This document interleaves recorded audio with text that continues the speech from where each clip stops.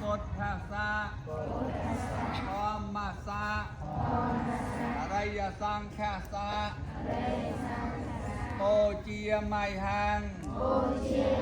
ทีคารตังอัฏฐายะเทตายะสัพพายะ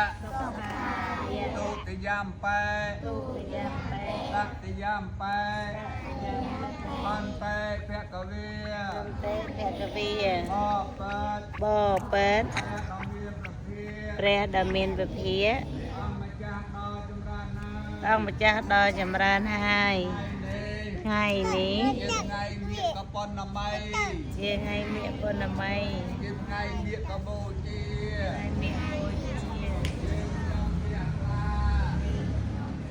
បាននាំមកនៅបតិវិលាបងអោនចូលមក